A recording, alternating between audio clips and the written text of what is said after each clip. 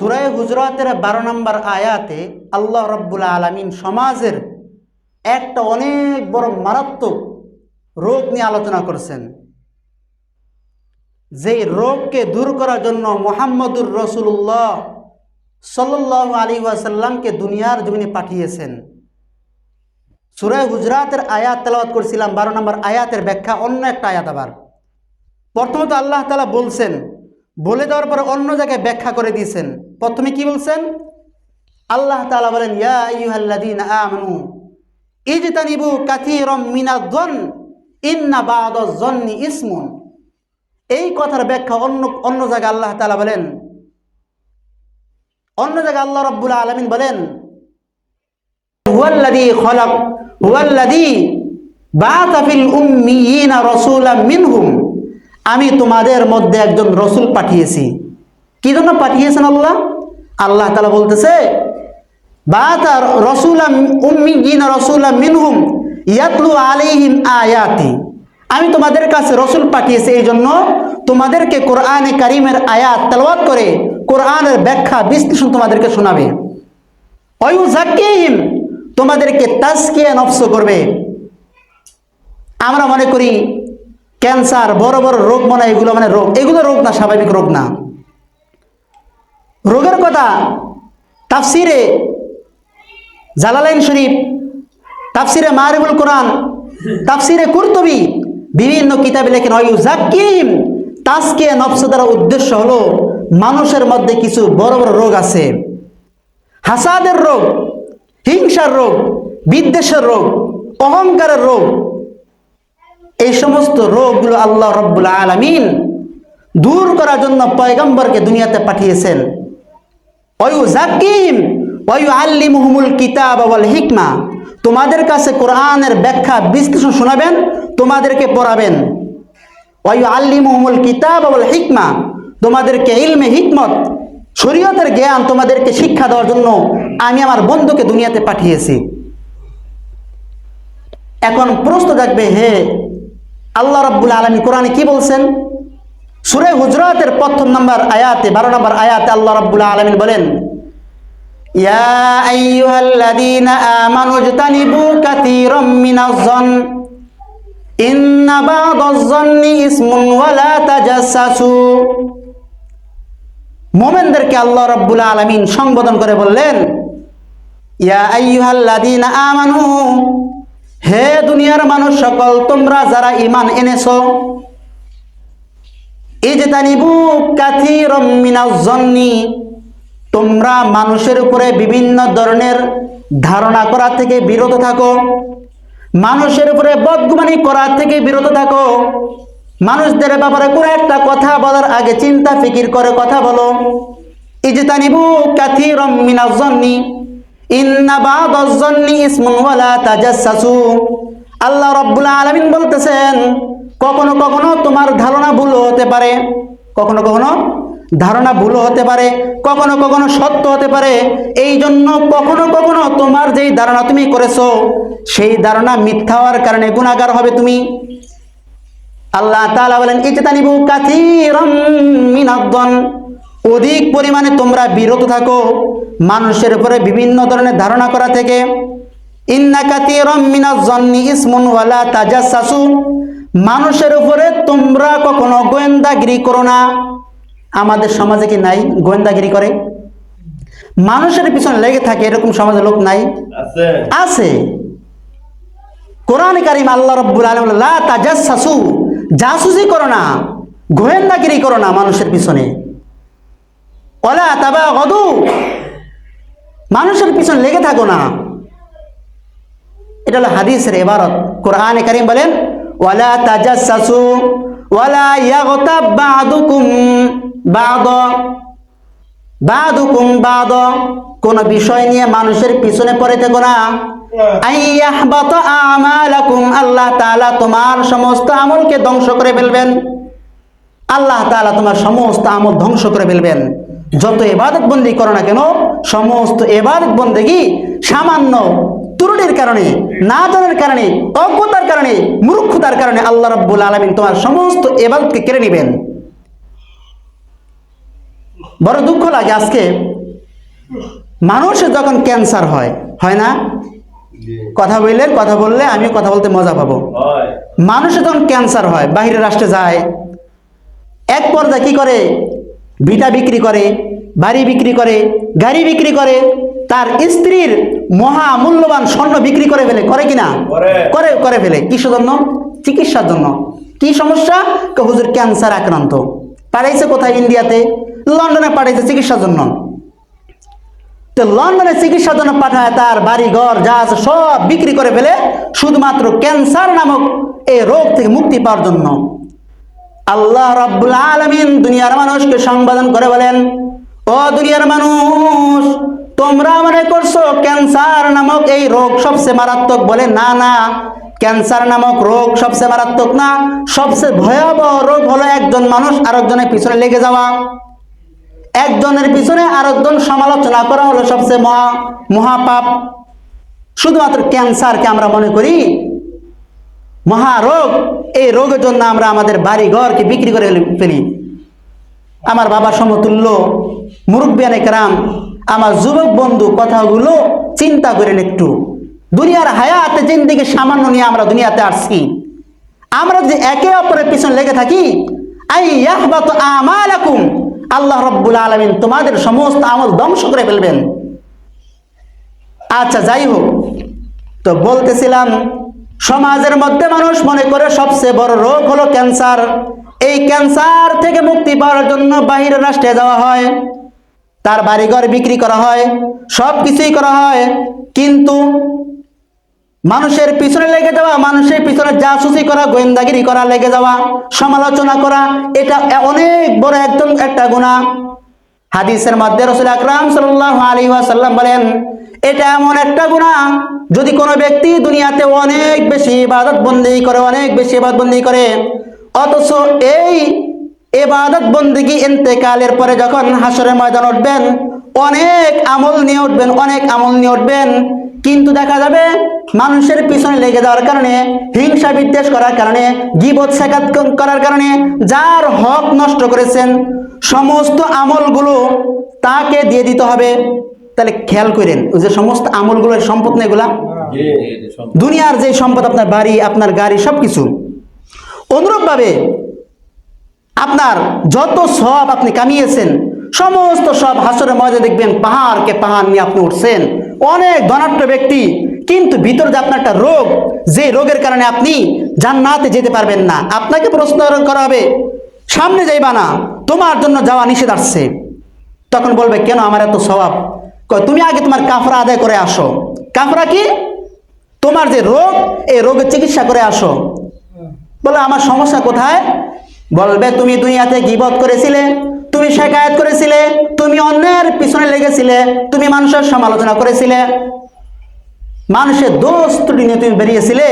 এই জন্য আগে তার হক আদায় করে আসো, তারপরে না হয় জান্নাতের ফিকির তুমি করো।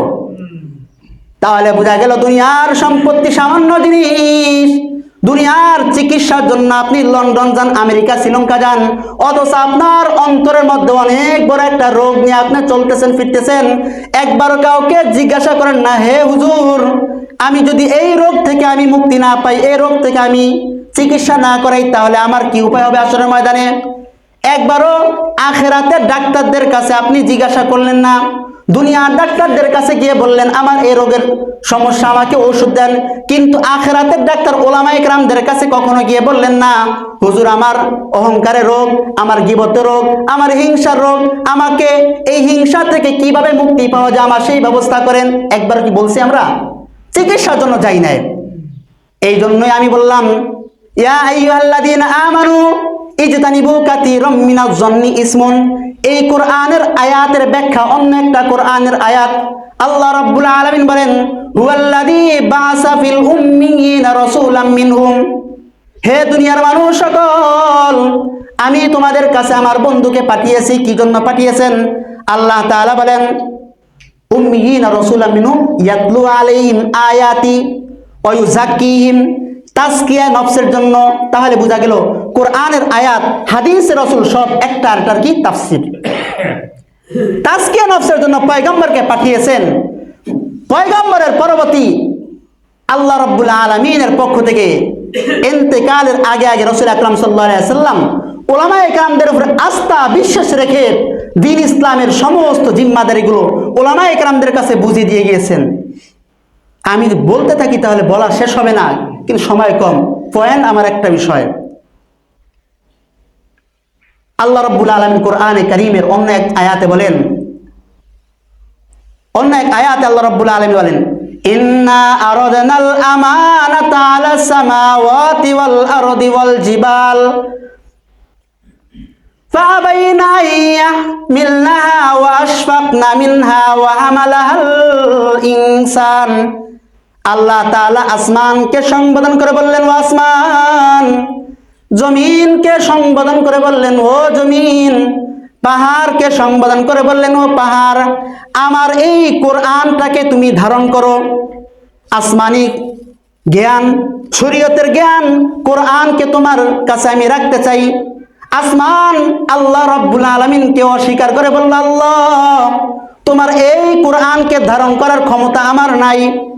জমিনকে বলল, জমিন তুমি আমার কোরআনকে ধারণ করো। জমিনের সঙ্গে সঙ্গে চিৎকার করে বলল, ও আল্লাহ তোমার এই মহান কোরআনকে ধারণ করার ক্ষমতা আমার নাই। পাহাড়কে বললেন, পাহাড় তুমি ধারণ করো। পাহাড় বলল, ও আল্লাহ গো তোমার এত মহান কোরআনকে ধারণ করার ক্ষমতা আমার নাই। তারপরে আল্লাহ তাআলা বলেন, ওয়া হামালাহাল ইনসান। কিন্তু আল্লাহ রাব্বুল আলামিন মানুষদেরকে যখন কোরআন দিলেন, মানুষ সেটা গ্রহণ করলো। আসমান যারা পারলো না, জমিন যারা পারলো না, পাহাড় যারা পারলো না, সেই কোরআনকে বহন করলেন একমাত্র মানুষ। আবার মানুষদের থেকে বাছাই করে সেই কোরআনকে বহন করছেন উলামায়ে কেরাম, হাফেজে কোরআন। এই জন্য আল্লাহ রাব্বুল আলামিনের পয়গম্বর বলেন, ও উলামায়ে কেরাম, আমি তোমাদের কাছে আমার জিম্মাদারি দিয়ে গেলাম, আমি তোমাদের উপরে আস্থা বিশ্বাস রেখে গেলাম। কোরআনে কারীমের অন্য এক আয়াতে আল্লাহ রাব্বুল আলামিন বলেন, ইন্নামা ইয়াখশাল্লাহ মিন ইবাদিল উলামা। আসমান এবং জমিনের মধ্যে সবচাইতে বেশি ভয় করে উলামায়ে কেরাম। আপনার দৃষ্টিতে আমাকে খারাপ মনে হতে পারে, অন্য আলেমদেরকে খারাপ মনে হতে পারে, কিন্তু বাস্তবিক যদি উলামায়ে কেরাম যদি ভয় না করতো তাহলে আল্লাহ রাব্বুল আলামিন আয়াত নাজিল করতেন না। সমস্ত জিম্মাদারি আলেমদেরকে দিয়ে গিয়েছেন। এই জন্য আপনার যে জিনিসটা বুঝে আসবে না আপনি জিজ্ঞাসা করবেন। আচ্ছা যাই হোক, তাফসিরে আলোচনা অন্য চলে গেলাম। তো যেটা বলা উদ্দেশ্য, ইজতানিবু কাসীরাম মিনাজ যন, এই আয়াতের ব্যাখ্যায় হাদিস রাসূল আকরাম সাল্লাল্লাহু আলাইহি ওয়াসাল্লাম অন্য একটা হাদিস নিয়ে আসছেন। ওয়ান আনাস ইবনে মালিক রাদিয়াল্লাহু তাআলা قال قال رسول الله صلى الله عليه وسلم لما رضبي مررت بقوم। আল্লাহর রাসূল সাল্লাল্লাহু আলাইহি ওয়াসাল্লামের 10 বছরের খাদেম হযরত আনাস ইবনে মালিক বলেন, কয় বছরের খাদেম?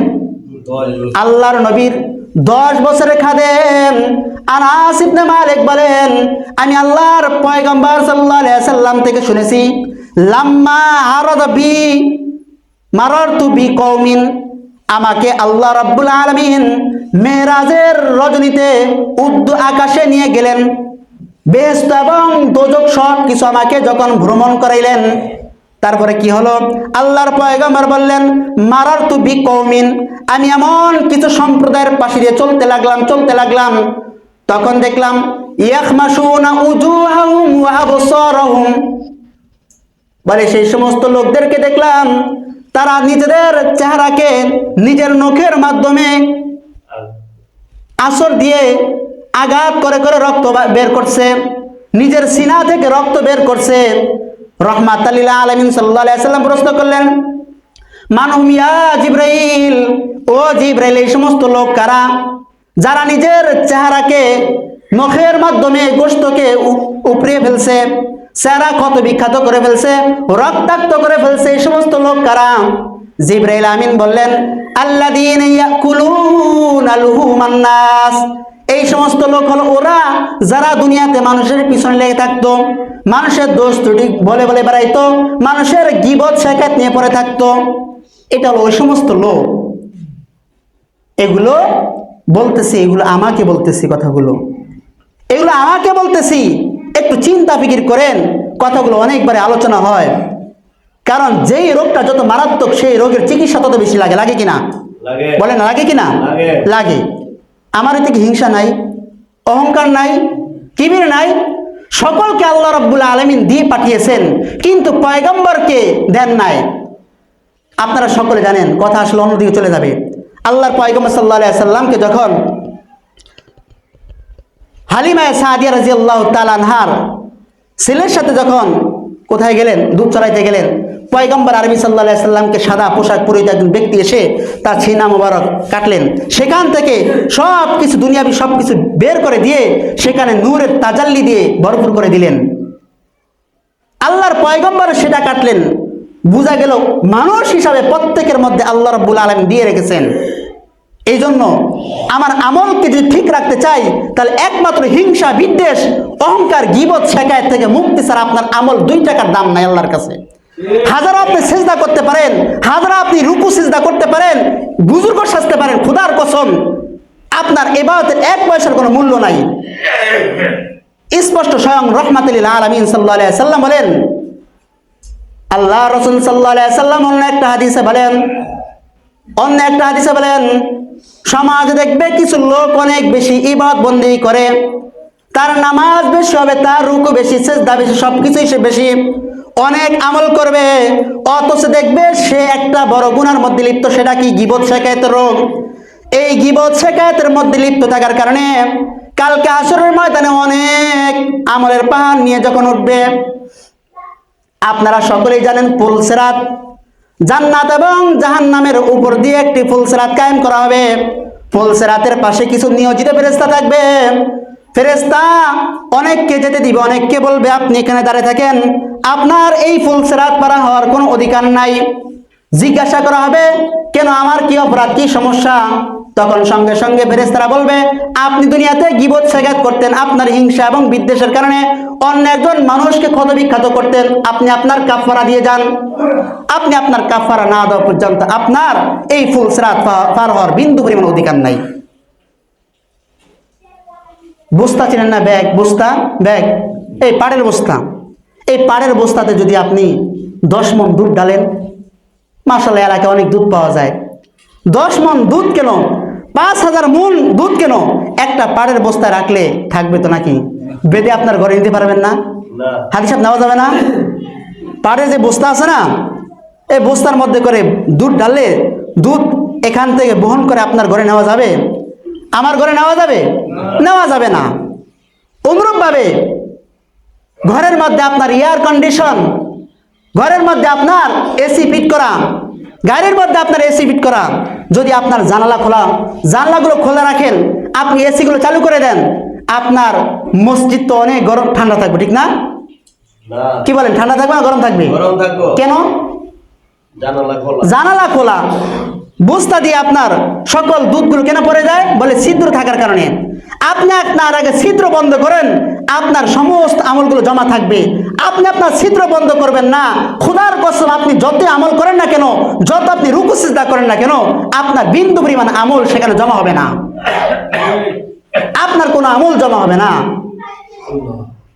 হাদিসে পাকে রাহমাতুল লিল আলামিন সাল্লাল্লাহু আলাইহি ওয়াসাল্লাম বলেন, আল হাসাদু ইউযহিবুস সাইয়্যাত, বলে হাসাদ যেটা আছে, অহংকার যেটা আছে, অহংকারটা এই সমস্ত হাসানাতকে ধ্বংস করে ফেলে।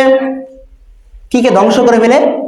সমস্ত হাসাদগুলো, অহংকারগুলো মানুষের ইবাদতকে, আমলকে নষ্ট করে ফেলে। হযরত রাফি রাদিয়াল্লাহু তাআলা আনহু, আল্লাহ রাসূল সাল্লাল্লাহু আলাইহি সাল্লামের যুগের মধ্যে 2 জন সাহাবী মহিলা, আপনারা জানেন আম্মাজানরা অনেক রোজা রাখে না? আমাদের সকলের মারা অনেক রোজা রাখে কি না? আমার বোনরা রাখে, আপনার মারা রাখে, মুরব্বীরা রাখে, সকলে রাখে। তো 2 জন মহিলা আল্লাহর পয়গম্বরের যুগে রোজা রাখছিলেন।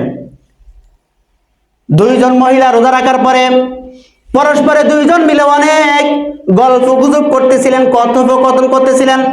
কথোপকথন করার এক সময়ে করতে করতে একে অপরে গীবত শিকায়েত করে ফেললেন। করতে করতে দীর্ঘক্ষণ গীবত শিকায়েত করার পরে 2 জন হঠাৎ বেহুশ হয়ে গেল, মরার অতিক্রম হয়ে গেল, মরা অবস্থায় ভাব। একজন পয়গম্বরের সাহাবী দেখে দৌড়ে পয়গম্বরের কাছে গিয়ে বললেন, ও আল্লাহর রাসূল, আমাদের সমাজে দুইজন মহিলা রোজা রেখেছে, অতঃপর এই দুইজন মহিলা মৃত্যুর করে ঢুলিয়ে পড়ছে, আপনি যদি তাকে পানি পান করার অনুমতি দিতেন। আল্লাহর পয়গম্বর রাহমাতাল লিল আলামিন আগে থেকেই জিবরিল আমিনের মাধ্যমে জানতে পারলেন এই দুইজন মহিলা গীবত করেছে। গীবত করার কারণে এই দুইজন মহিলার মৃত্যুর কোলে ঢুলিয়ে পড়েছে, তাদের গলা শুকিয়ে গিয়েছে, বুক ফেটে গেছে, গলা শুকিয়ে গিয়েছে, পানি তৃষ্ণায় কাতরাচ্ছে। সাহাবীকে পয়গম্বর বলল, যাও যাও সেই দুইজন মহিলাকে আমার দরবারে নিয়ে আসো। পয়গম্বরের নির্দেশে সেই দুইজন মহিলাকে পয়গম্বরের দরবারে নিয়ে আসা হলো। আল্লাহর পয়গম্বর তো ওহির মাধ্যমে আগেই জানতে পারলেন যে এই মহিলা গীবত শিকায়ত করেছে, অন্য একজনের দোষ ত্রুটি বর্ণনা করেছে, তো যার কারণে সেই মহিলা একেবারে মরার উপক্রম হয়ে গেল। একজন মহিলাকে বলল, তুমি এখানে বমি করো। একজন মহিলার সঙ্গে সঙ্গে বমি করলো। বড় একটি পাত্র নিয়ে আসা হলো। পাত্রের মধ্যে বমি করার সঙ্গে সঙ্গে পুরা পাত্র ভরে গেল, সব গোশত টুকরা, সব গোশতের টুকরা, একটা বড় পাত্র ভরে গেল। এটা সরানো হলো, আরেকটা আনা হলো, বলল তুমি এখানে বমি করো। দেখা গেল সব পচা রক্ত এবং পচা গোশত মুখ থেকে বের হচ্ছে।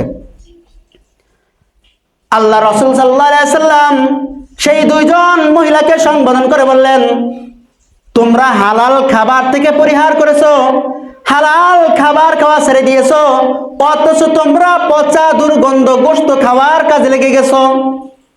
তো বললো, হে আল্লাহ রাসূল, বুঝলাম না, পচা দুর্গন্ধ গোশত খাইলাম মানে? রাহমাতাল লিল আলামিন সাল্লাল্লাহু আলাইহি সাল্লাম বলেন, আল গীবা, যদি একজন ব্যক্তি অন্য একজন ব্যক্তির গীবত শিকায়ত করে, একজন ব্যক্তি অন্য একজন ব্যক্তির পিছনে লেগে থাকে, রাহমাতাল লিল আলামিন সাল্লাল্লাহু আলাইহি ওয়াসাল্লাম বলেন সেই জন্য অন্য একজন ভাইয়ের গোশত খাইলো, মরা ভাইয়ের গোশত খাইলো। এরকম একাধিক হাদিস, অনেকগুলো হাদিস প্রায় সেম সেম, এই জন্য সমস্ত কথা বলতে পারবো না। তার মানে বোঝা গেল সমাজের সবচেয়ে বড় ব্যাধি, এরা থেকে আমিও রক্ষা নাই, আমিও আপনিও না, কেউ বাঁচতে পারবে না এই রোগ থেকে। বাঁচতে পারবেন? বাঁচতে পারবেন না। বসেন, আপনি দেখেন ওই কি বলে এটা, রাস্তার মাথা, 8-10 জন বসলেই সেখানে মোটামুটি গল্প গুজব শুরু, একে অপরের সমালোচনা। এখানে বসলে দেখবেন গল্প গুজব সমালোচনা, আপনি তো ওখানে বসেন বিলে 2-4 জন বসলে অটোমেটিক গল্প সমালোচনা। মহিলারা যখন বসে তখন অবস্থা কি দেখছেন নি, পুরা 14 গোষ্ঠী উদ্ধার করে ছাড়ে সেখানে। তো সমাজের সবচেয়ে বড় রোগ যখন এটা, এই জন্য কোরআনে কারিমে আল্লাহ রাব্বুল আলামিন এই রোগটাকে মারাত্মক ভয়াবহ রোগ হিসাবে আখ্যায়িত করেছেন। আল্লাহ রাব্বুল আলামিন কি বললেন, ইয়া আইয়ুহাল্লাযীনা আমানু, ইয়া আইয়ুহাল্লাযীনা কাফারু বলে নাই, মুমিনদেরকে সম্বোধন করে বলছেন। কাফেরদেরকে কেন সম্বোধন করবেন? তারা তো কুফরির মতন বড় গুনাহে লিপ্ত। মুসলমান যখন হয়েছো, যখন তোমার আমলকে সংরক্ষণ করতেই চাও, তাহলে তুমি তোমার গীবত শিকায়ত অন্য একজনের পিছনে লেগে থাকার থেকে তুমি বিরত থাকো।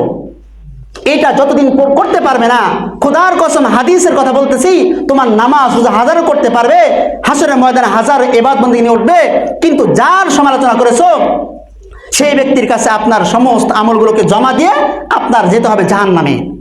কোনো রক্ষা নেই। কি দরকার ভাই সামান্য কিছু গীবত শিকায়ত, সামান্য কিছু অন্যের পিছনে লেগে থাকা? আপনি একটু চিন্তা করেন, সামান্য কিছু মজা পায়, এই সামান্য মজার কারণে আপনি আপনার সমস্ত ইবাদতকে ধূলিসাৎ করে দিচ্ছেন।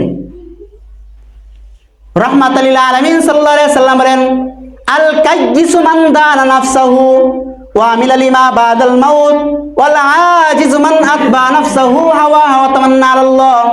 ওই ব্যক্তি হলো বুদ্ধিমান, যে ব্যক্তি ঠিকঠাক মতন আমল করে, আমল করার পরে আল্লাহ রাব্বুল আলামিনের আদালতে যখন উপস্থিত হবে এই আশা করে আল্লাহ রাব্বুল আলামিন আমাকে মাফ করে দিবেন। আমল করবে, আমলের মধ্যে কোনো ত্রুটি করবে না, আল্লাহ তাআলার কাছে আশা করবে, আল্লাহ রাব্বুল আলামিন তাকে জান্নাত দিবেন, সত্যিকার আল্লাহ তাআলা তাকে জান্নাত দিবেন। যদি আপনি কি করেন, ওয়ামিলা লিমা বাদাল মাউত ওয়াল আজিজ মান আতবা নাফসাহু, সবচেয়ে বড় বেকুব ওই ব্যক্তি যেই ব্যক্তি ইবাদতবন্দি করবে, ইবাদতবন্দি করার পরে হিংসা বিদ্বেষ অহংকারে সমস্ত ধরনের গীবত শিকায়তে লিপ্ত থাকবে, তার আমলগুলোকে ধ্বংস করে দিয়ে আল্লাহর আদালতে মুক্তি পাবে। এটা সবচেয়ে বড় বোকামি ছাড়া কিছু না। তাহলে গীবত শিকায়ত নামক জাসুসি করা, গোয়েন্দাগিরি করা, অন্য পিছনে লেগে থাকা, এই রোগ থেকে আপনারা বেঁচে থাকবেন তো ইনশাল্লাহ? ইনশাল্লাহ বেঁচে থাকবেন তো? আপনার যদি কাউকে কোনো কিছু বলা থাকে, আপনার কারো কাছে কিছু ভালো নাও লাগতে পারে, আপনি যা বলবেন, তার সম্মান যেমন সম্মানে তাকে বলবেন যে বিষয়টা এরকম না এরকম বললে ভালো হয়।